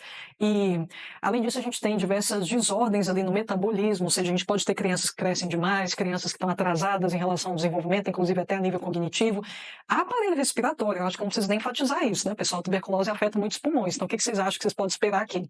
Alergias múltiplas, asma, bronquite, isso numa faceta crônica, porque a gente sabe que a pessoa vai precisar de uma estabilização miasmática, sobretudo se ela apresenta essas mazelas já há algum tempo, ou seja, já são cronicidades refratárias à atuação mesmo do melhor simílimo.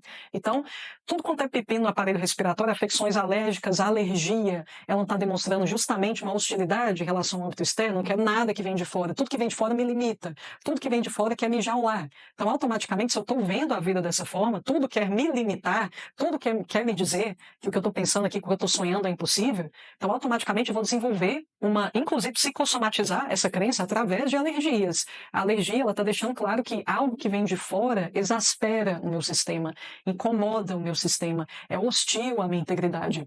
Então, a gente tem alergias diversas aqui a nível respiratório, a nível de pele e vários outros a nível digestivo, também intolerâncias alimentares diversas. Seguindo, pessoal, eu preciso falar desse aqui, miasma leprósico.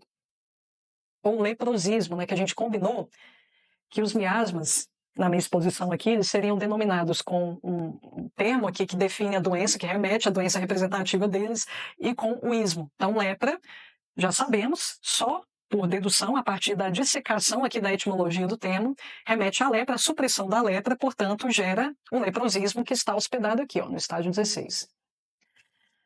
Pessoal, aqui nós temos compaixão. Tem algum problema com a compaixão? Depende de novo, né? Depende do contexto.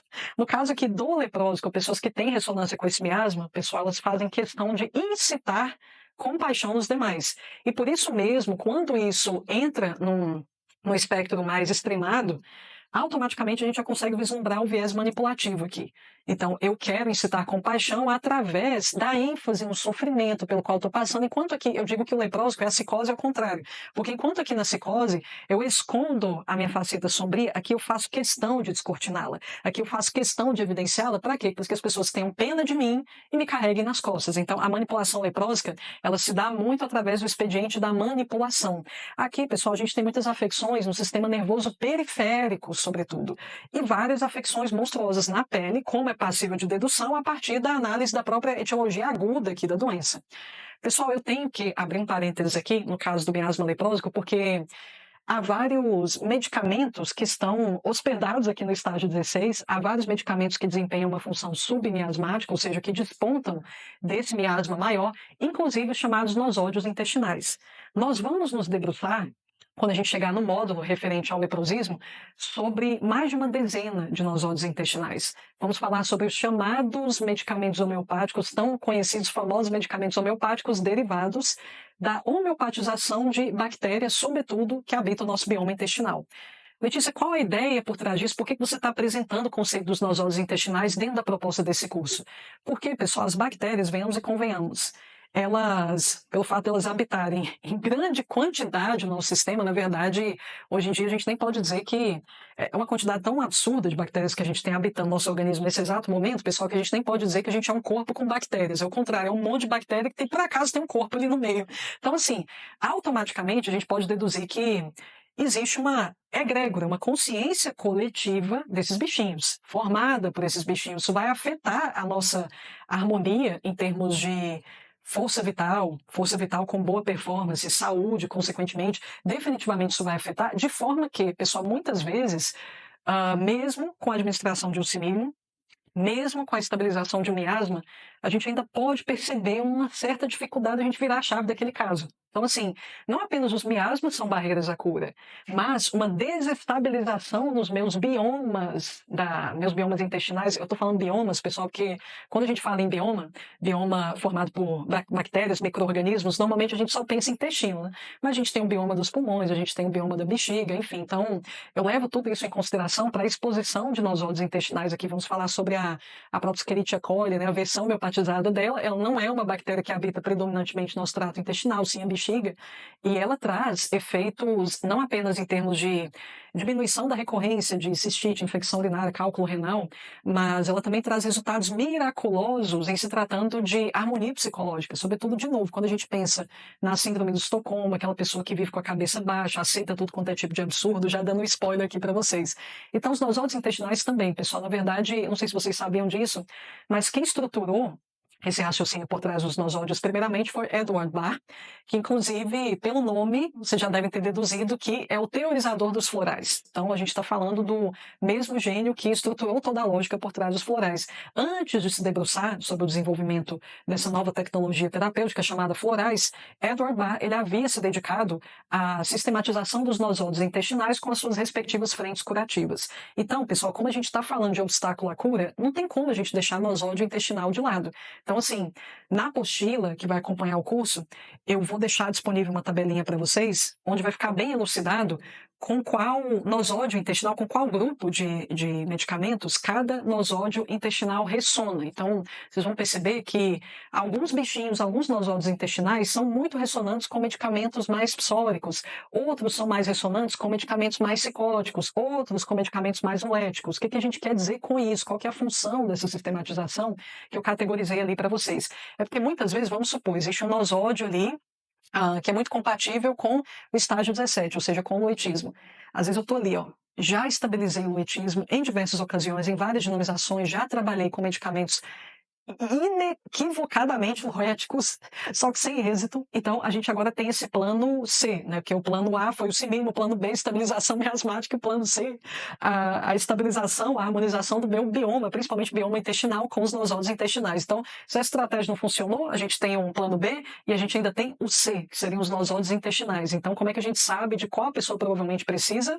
Basta a gente observar com quais medicamentos aquele doente se deu bem no decorrer do tratamento. Foram principalmente medicamentos noéticos, então eu vou eleger nosódios intestinais noéticos para trabalhar naquele caso. E aí, fatalmente, a gente vai ter essa virada de chave, a gente vai testemunhar essa virada de chave em relação a uma boa resposta curativa.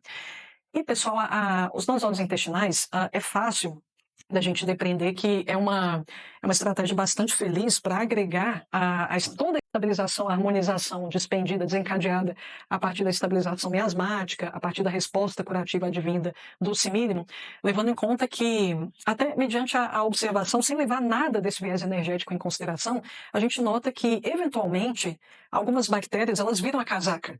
Então, a gente tem, nesse exato momento, estão aqui na minha pele vários Staphylococcus aureus, na pele de vocês também, e não está causando furúnculo em mim nesse momento. Mas na pele de um monte de vocês pode ser que não esteja causando também, então estou partindo da premissa de que não tem ninguém com esse problema, né? Então, a Staphylococcus aureus, ela está aí na versão que é harmoniosa, versão anjinho. Mas acontecem algumas mudanças nessa consciência coletiva desses biomas, povoados por esses micro-organismos, acontecem determinados distúrbios que só podem ser sanados com os nosóides intestinais. É quando esses bichinhos viram a casaca. Nossa, um bichinho que estava trabalhando simbioticamente com o meu organismo, ele estava me ajudando ali na síntese de certas vitaminas, melhorando a minha imunidade, agora está atacando minha pele, Letícia, o que está acontecendo? Então, muito provavelmente, a casaca, vibracionalmente falando, desse grupo de bichinhos, virou. Ele passou da versão anjinho para demoninho. Então, os nosóides intestinais, eles equilibram todo o sistema dos nossos biomas, no plural, pessoal, que o enfoque não é só intestinos. Então, é um parênteses que a gente vai abrir aqui quando nos debruçarmos sobre um leprosismo, que os nosóides intestinais estão todos aqui. Então, automaticamente, vocês podem deduzir que a estabilização do leprosismo também vai nos ajudar a corrigir um problema que é basicamente uma chaga dos nossos tempos, que são as desbioses intestinais, com todas as suas repercussões, sobretudo em função dos nossos péssimos hábitos alimentares mantidos hoje em dia. Por fim, pessoal, por fim não, né? Estamos chegando ao fim, na verdade. Nós temos o luetismo, outro miasma que conhecemos bem, cuja faceta temática principal é a destruição. De novo, pessoal, tem alguma coisa de errado com destruição no primeiro momento? Depende do que você está destruindo. Aqui, o problema é justamente como o impulso de destruição, rumo ao quê, sobretudo, ele é direcionado. Então, no fim das contas, aqui eu não utilizo a destruição com o intuito de abrir caminho para um novo cenário, um cenário mais promissor, um cenário mais próspero, que muitas vezes nós precisamos direcionar a potência agressiva para que um novo bem venha, para que um bem mais árduo seja alcançado. Nós lançamos mão da ira em situações assim, não se trata apenas de manifestar agressividade, mas é em conseguir manifestar uma contundência de ação mais expressiva para alcançar algo bem mais árduo, inclusive até virtudes. Se a gente não tem agressividade, a gente não consegue ser uma pessoa boa. A pessoa quer ser bom dá trabalho pra caramba, né? Não ser preguiçoso dá trabalho, não ser invejoso dá trabalho, não ser avarento dá trabalho. Então, isso aqui tem que estar em dia. O problema é quando, ao invés de destruir para construir, eu construo para destruir. Então, de novo, a faceta da autossabotagem. Ela se apresenta aqui novamente, só que com uma nova roupagem. Então, o problema aqui é que eu destruo algo de valor, eu destruo algo que, inclusive, está por trás da minha própria estrutura. Não raro a gente percebe essa destruição direcionada assim, no sentido mais literal, como a automutilação, por exemplo, para citar algo bem representativo dos nossos tempos. Pessoal, na verdade, aqui, a gente tem aquelas mazelas onde o viés destrutivo e autodestrutivo eles são muito marcantes, inclusive até a nível de comportamento, a nível de distúrbios mentais. Então aqui, por exemplo, a gente tem as psicoses de uma forma geral, as psicopatias, para ser mais específica, aquela insônia que não passa de jeito nenhum. A insônia deixa a gente doido, pessoal, basicamente. É muito difícil conter a raiva, a agressividade, quando tem muito tempo que a gente não está dormindo. Então aquela insônia crônica, ela está aqui também, é uma manifestação perniciosa do noetismo desequilibrado. Cogitação de atentado contra a própria vida. Pessoal, preciso mencionar isso, porque infelizmente isso tem se tornado muito comum na juventude de uma forma cada vez mais precoce. Então, jovens pré-adolescentes de 10, 11, 12 anos cogitando, alimentando a ideação suicida, pessoal. Então, são ecos da manifestação desse miasma hiperativado. Agora sim, por fim, já está aqui, a gente entra no estágio 18, pessoal, cuja doença representativa é a de Chagas. Então, nós temos aqui o chaguismo. Qual é a palavra-chave, pessoal? Uma palavra relativamente abstrata. Eu tenho latência. Letícia, o que você quer dizer com isso? Latência. Imagine a borboleta dentro do casulo. Pessoal, a borboleta nessa condição, ela está em estado latente. Ela está ali prestes a romper completamente com aquele ciclo. Só falta um movimento ali para que a gente veja todo um trabalho que foi alimentado uma vida inteira vindo à tona, chegando no seu ápice para que a gente comece um novo ciclo. Então, é um estado de latência onde aparentemente o indivíduo está ali, está se preparando, acumulando energia para romper com aquele ciclo que ele percorreu durante todo esse trajeto e vai começar algo completamente novo. Qual o problema da latência? É o prolongamento da latência, pessoal, é disso que se trata. Então, nós temos pessoas aqui que se recusam a romper com determinados ciclos. Então, inclusive, Schouten, ele situa o próprio autismo aqui no estágio 18. Consequentemente, na visão de Schouten, o autismo há vários tipos, pessoal. Na verdade, a dinâmica autista ela é observada, ela é sempre analisada pelo viés espectral. Então, a gente tem que levar isso em consideração aqui também, né? Então, alguns níveis ali do espectro se encaixam aqui. Porque no caso do autismo não é muito difícil da gente deduzir isso, porque a gente percebe essa latência. A criança, quando a gente está falando de uma criança autista propriamente, a gente percebe que parece que ela está o tempo inteiro tentando romper com aquela redoma de vidro dentro da qual ela se colocou, que a separa do mundo. Ela está prestes a entrar em contato com o mundo, mas há uma certa relutância. Então imaginem esses estados de latência que sabotam o processo de transformação e me impedem de passar por determinado marco de desenvolvimento que será muito decisivo para que eu me transforme em outra coisa. Então nós temos aqui, como afecção clínica, muitos bloqueios. Por exemplo, bloqueio da fala, surdez, bloqueios até em termos de mobilidade. Está tudo ali. Os órgãos estão funcionando, a cognição da criança está funcionando direitinho. Não tem nada de errado. Clinicamente falando, os exames mostram, a gente simplesmente não entende por que a criança não dá espaço além. Então, processos de latência eterna. Pensa em quadros clínicos que remetem a uma negação de romper com um determinado padrão, tendo eu plenas condições de rompê-lo. É só um aperitivo do que vocês vão encontrar no curso. Pessoal, porque sabe qual que é a duração total, em termos de quantidade de horas do curso? 100 horas. Pessoal, como eu falei, é o maior projeto que eu já disponibilizei para vocês até hoje. E não se preocupem que é uma carga muito densa de conteúdo, mas vai ser acompanhado por apostila teórica igual a todos os meus cursos mais extensos. Então, vocês terão esse material teórico de apoio. E é um curso que, como não poderia deixar de ser, pessoal, como o conteúdo é bem mais denso, bem mais profundo, ele vai conceder acesso exclusivo a vocês, à nossa comunidade de estudos no WhatsApp, o Home Learning, que é a nossa joia rara. Eu sou muito famosa no grupo como a professora que não deixa nenhuma dúvida para trás, então eu sei que tem muitos alunos aí que já me acompanham há certo tempo que já puderam atestar isso na prática no decurso de todos esses anos.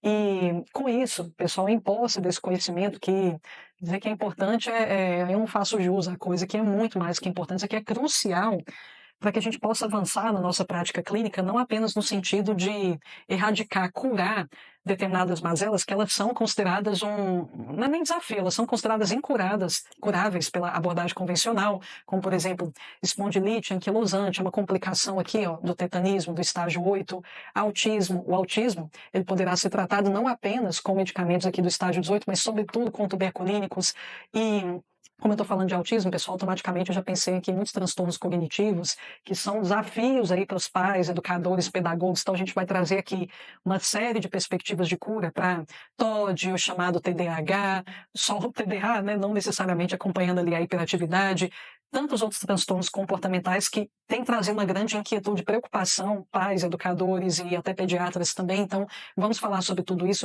Muitos transtornos autoimunes, pessoal, de novo, para os quais a medicina convencional só pendura a toalhinha, só indica paliativo, pronto, acabou. Então, vou citar exemplos: artrite reumatoide, a própria esclerose múltipla. Nós temos aqui citar outro diagnóstico cabeludo que causa muito sofrimento e não tem tratamento pela visão convencional, fibrose cística também, paraplegia, pessoal, aquela paralisia que, ó, cadeira de rodas para o resto da vida. A gente abre um terreno aqui de possibilidades, nem que seja em termos de melhorar a qualidade de vida, aumentar um pouquinho mais a mobilidade daquela pessoa que está paraplégica, de repente, ou às vezes até algo pior que isso, né? A pessoa já não movimenta nem um membro. A gente vai perceber muito isso aqui, várias possibilidades, como eu falei, dentro da estabilização do miasma que está por trás da poliomielite. Enfim, pessoal, então aqui a ideia. E veja bem, né? Eu acho que essa altura você já não tem dúvida de que a gente alargou bastante o nosso repertório de miasmas para muito além da categorização inicial de 10 de Shankaran.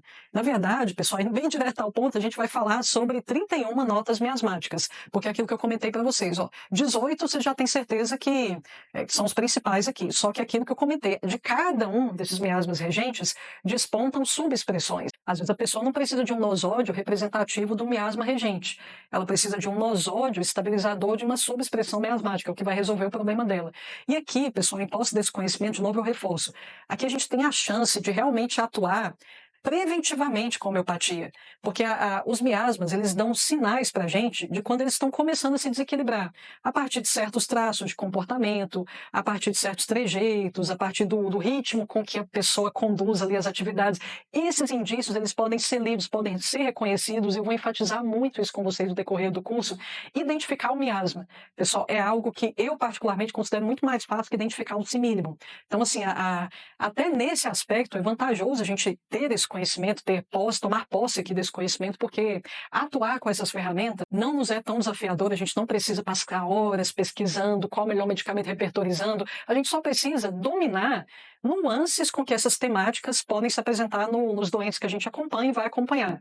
Você tendo essa percepção de como cada nota, cada cor, né, aqui para utilizar aquela analogia do adjetivo que eu trouxe para vocês dominando como o azul pode se manifestar não apenas no canetão, mas em vários objetos visíveis e não tão visíveis assim, vocês entendendo como essa manifestação ela pode se apresentar com todas as suas nuances, automaticamente você já consegue identificar o miasma. A gente não precisa de repertorização, aquela pesquisaiada, um livro aqui, outro ali, para identificar o regente. Outra coisa, pessoal, eu fiz questão de, nesse curso, ele vai emitir certificado para vocês, não é um certificado de habilitação, tá? Se você está zerado em homeopatia, você, obviamente, né, a aquisição é livre, se você quiser adquirir, fica totalmente ao seu critério, você vai apreender tanto muito bem a parte teórica quanto a parte prática daquilo que eu ensino, mas ele não te habilita a se anunciar como homeopata. Então, eu preciso deixar isso claro para vocês, jogando a real aqui, sendo bem sincero. Mas, pessoal, de certa forma, eu pensei no iniciante, eu pensei também no... Eu sei que, mesmo eu falando isso, tem muito leigo que vai adquirir o curso, né? Porque alguns leigos, por mais que não atuam com a homeopatia de forma explícita, não trabalham com a homeopatia no sentido de se anunciar como homeopata, tem muita gente que trata familiares, e eu sei que pode ser a realidade de boa parte da minha audiência, e que tem interesse no domínio desse conhecimento, sobretudo para garantir uma cura duradoura ali nos quadros que vocês estão conduzindo os entes queridos, familiares, pessoas íntimas, enfim. Então, pensando no público que ainda tem dúvidas em relação à parte parte prática da homeopatia, eu disponibilizei um módulo, pessoal, só para tratar disso, que eu sei que é um verdadeiro pesadelo para vocês, é um grande foco de dúvidas, que é a dinamização.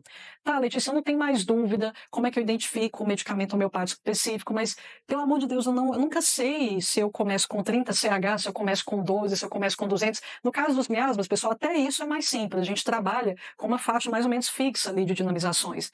Mas eu vou ensinar para vocês que critérios vocês têm que levar em consideração para eleger a melhor dinamização, que critérios você tem que levar em conta para saber se você tem que parar com aquele medicamento naquela faixa de dinamização específica, como é que você identifica uma exoneração e como lida com a exoneração, como é que você identifica um agravamento e como é que você lida com o agravamento, como é que você identifica a patogenesia e como é que você lida com esse bendito fenômeno chamado patogenesia. Então, essas questões que eu percebo que são foco constante de dúvida, mesmo por parte do homeopata veterano, eu decidi gravar um módulo específico para isso, pessoal. Então, como disse a vocês, a ideia não é emitir um certificado que habilite vocês a atuar com a homeopatia, mas, de certa forma, se eu fosse avaliar, não oficialmente, se eu fosse avaliar só o impacto que eu acredito que esse conteúdo vai trazer para a prática clínica de vocês, eu poderia dizer que, basicamente, vocês vão se sentir passando por um processo de formação. Tudo aquilo que vocês não tiverem em sala de aula, provavelmente vocês terão acesso a partir do momento que vocês começarem a devorar aí o conteúdo.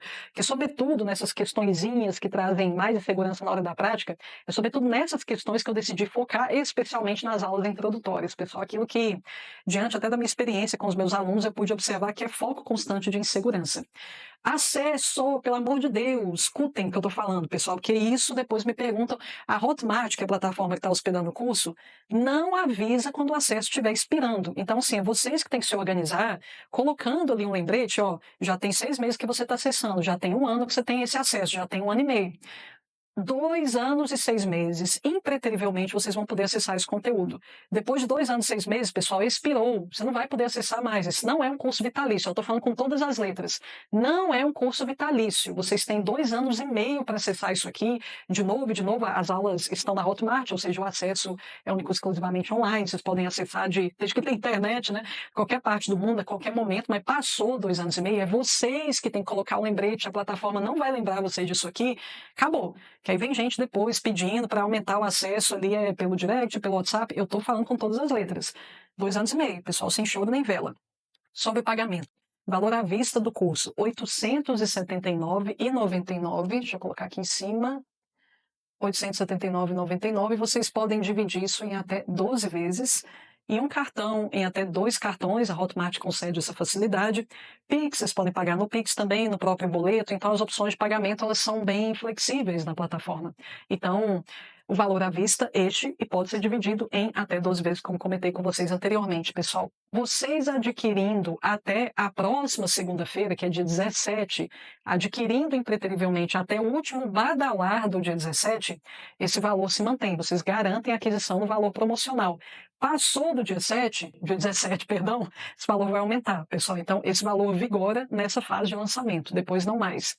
Outra questão que eu tenho que enfatizar aqui com vocês, as últimas colocações, sobre um bônus que eu estou direcionando única e exclusivamente para os 100 primeiros inscritos, que é um índice sintomatológico dos nosódios. Então, nesse índice, vocês podem pesquisar diagnósticos específicos, obesidade, que bactéria, que grupo de bactérias provavelmente está desequilibrado no bioma intestinal da pessoa obesa, de forma que por isso mesmo que está difícil aqui dela perder peso. Então, a ideia por trás do índice é basicamente essa: equilibrar bactérias que habitam naturalmente já os nossos biomas, mas exatamente pelo fato de elas estarem desequilibradas é que a cura, a superação daquela questão pode estar sendo um pouco mais desafiadora. Então, essa é a ideia. Eu ofereci algo parecido para vocês, pessoal, na época do lançamento do curso de SAIS. Então, vocês lembram que eu disponibilizei um índice também, organizado em ordem alfabética, ali ordenado pelo princípio alfabético, e aí eu havia organizado todos os diagnósticos ali em ordem alfabética e vocês tinham automaticamente acesso às sugestões de sais que abarcavam aquele diagnóstico. Então, é exatamente a mesma coisa, só que lançando mão dos nosódios intestinais.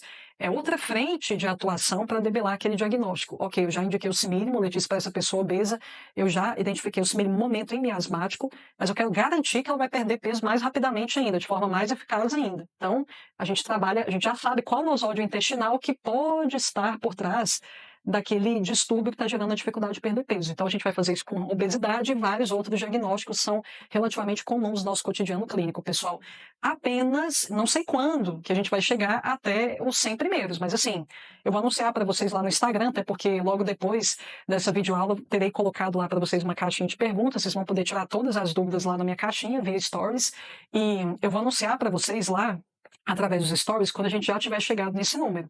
Mas eu não posso garantir nada, não posso segurar a vaga para ninguém. Chegou nessa meta de 100 primeiros, automaticamente, mesmo você comprando ainda na fase de lançamento, você garante, sim, o valor atual promocional de lançamento, mas você não terá mais acesso ao Index. Pessoal, o Index é exclusivo para os 100 primeiros. Pessoal, mais uma vez, muitíssimo obrigada por terem me acompanhado até aqui. Estou à disposição de vocês no Instagram para sanar dúvidas. Forte abraço a todos. Cada curso que a Letícia oferece é único e nos amadurece muito enquanto terapeutas e enquanto pessoas.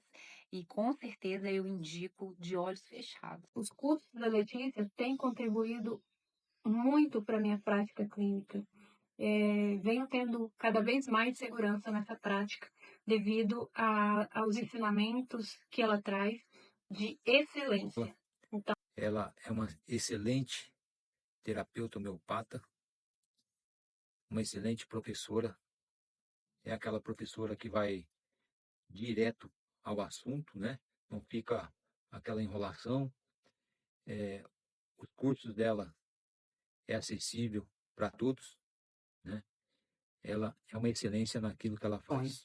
Eu só tenho a dizer que a Letícia Cabral tem um dom do ensino, ela tem uma didática excepcional e a gente aprende muito, muito, muito com ela. Eu só tenho a agradecer essa minha sorte, né, de tê-la encontrado. Eu acho que vale a pena você descobrir novos e novos cursos da nossa querida professora Letícia Cabral. Os cursos e adquiri praticamente todos.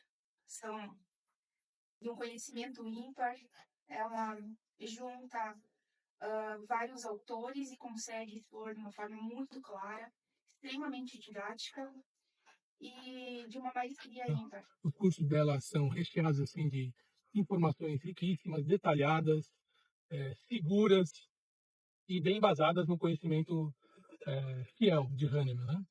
Ela é uma pessoa muito empenhada, tem um coração realmente enorme, né? Faço acompanhamento terapêutico com ela também, homeopático, né? E os cursos dela, se você sente insegurança, falta assim um pouco de domínio, você pode ter certeza que você vai se sentir mais confiante, vai ter mais domínio e vai ter mais interesse de aprofundar. E né? a Letícia tem uma didática assim sensacional, uma didática bem simples, clara, objetiva. Tem muitos exemplos, assim, ela consegue fazer o curso de uma forma bem leve, assim, né, mostrando as características pra gente, de cada pessoa. Então, assim, é um curso muito, muito bacana, um curso para a vida, que eu acho que todo mundo deveria E fazer. resolvi entrar em contato com ela para marcar uma consulta para o meu filho, que tem uma síndrome que chama SAF e tem 2 transtornos, que é o TOD e o TDAH. E sempre tive muitas reclamações na escola, ele sempre teve muitos problemas, né, com o comportamento. E depois do tratamento que a Letícia passou, ele se transformou. Foi incrível. Incrível. Foi um divisor de águas nas nossas vidas. Foi demais. Então, resolvi deixar esse depoimento em agradecimento pelo excelente trabalho dela. É uma profissional incrível, super atenciosa. Para mim era muito difícil entender aquilo ali, tinha feito vários cursos e para mim ali foi, né, esclarecedor e mudou simplesmente a minha prática clínica e a partir do momento que muda a minha prática clínica também, muda o modo como eu vejo meus pacientes, consigo auxiliar eles de uma forma mais completa, né, auxiliar eles mais e para mim assim foi uma diferença muito grande. Não tem nada parecido, né, em questão de conteúdo, didática. Letícia é excepcional, né? Desde o primeiro vídeo que eu tive acesso, eu já encontrei tanta verdade, beleza, riqueza, do qual nunca mais me afastei. Então, cada curso que vai ser lançado é uma grande expectativa e os cursos sempre entregam muito mais do que ela promete. Os cursos da Letícia têm 2 diferenciais. O primeiro é que ela não esconde o ouro, como a gente diz. Ela realmente ensina tudo que ela sabe. É frustrante quando a gente compra outros cursos e quando a gente faz questionamentos e a gente acaba ouvindo do professor: eu levei 30 anos para descobrir isso, leva esse tempo também para fazer a sua descoberta. Então a Letícia, ela não esconde o ouro, ela tem prazer em ensinar tudo que ela aprende. O outro grande diferencial é o grupo de estudos que tem. Eu chamo de grupo de estudos, mas é um grupo onde a gente esclarece dúvidas entre os colegas e diretamente com ela.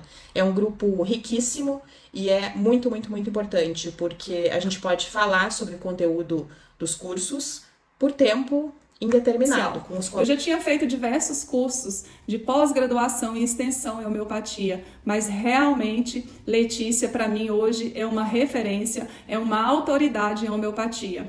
Além disso, o suporte que ela dá para nós alunos no dia a dia é indescritível. Eu posso dizer que ela é uma verdadeira mãe e não nos deixa órfãos nesse universo da homeopatia. E aí ela abriu um leque e uma esperança sobre a homeopatia, pois as aulas dela são fascinantes e cada vez que eu assistia eu queria entender e conhecer mais. E ela respondia muitos questionamentos que eu tinha que não eram respondidos no curso básico de homeopatia. E aí eu comecei a adquirir os cursos e cada curso que a gente adquire, a gente fica assim encantado, como ela consegue entregar tanto. Ela sempre diz que vai tentar entregar apenas aquele conteúdo, mas ela vai muito além. E ela prende a gente de uma forma em cada aula, porque ela consegue ir correlacionando uma informação com a outra, e isso vai trazendo uma segurança na prática. Além de poder participar do grupo no WhatsApp, que ela nunca deixa você sem uma resposta, sem uma orientação, sem agregar um novo conhecimento. Então vale muito a pena.